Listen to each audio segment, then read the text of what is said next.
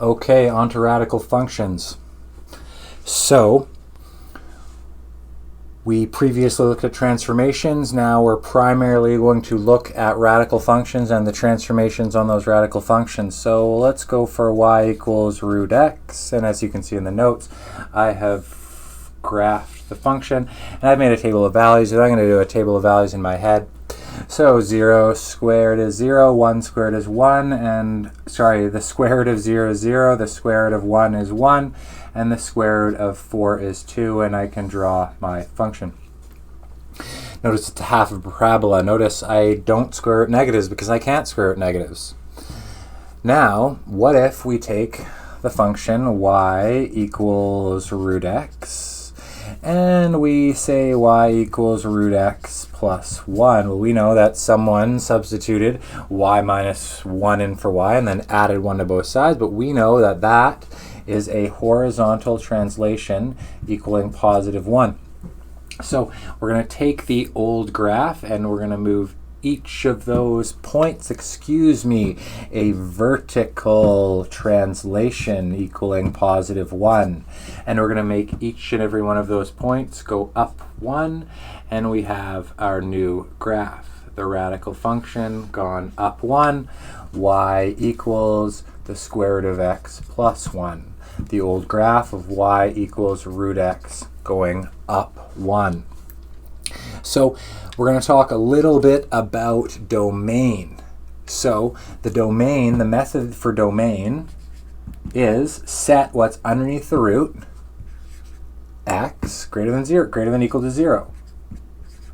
And that's the domain, and that's the method. Set underneath the root greater than equal to 0 and solve, as seen in the notes. Now the range, I'm going to circle this a little bit smaller. Now the range is just whatever it is. So as seen in the red graph, our lowest point is 1 for y, so y simply needs to be greater than equal to 1.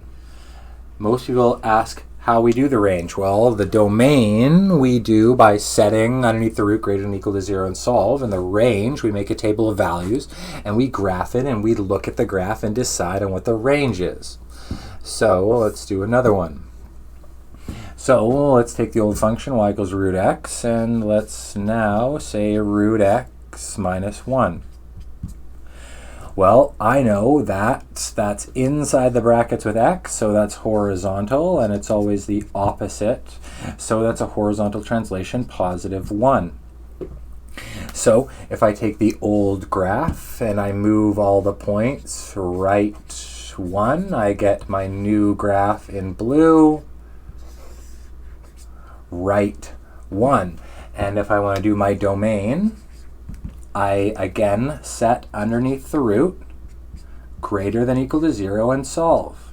And I get x is greater than equal to 1, my domain. Feel free to graph with a table of values. Feel free to continue reading through the notes and seeing 2 transformations, left 2 and down 3. And we're not going to go too far into x-intercepts and y-intercepts. We spent a lot of time in grade 11 working on radical equations, and if I want to find an x-intercept, I substitute 0 for y, and if I want to find a y-intercept, I substitute 0 for x, and then do any algebra necessary like squaring both sides, etc. But again, we're not going to do that. We're working with transformations with original functions.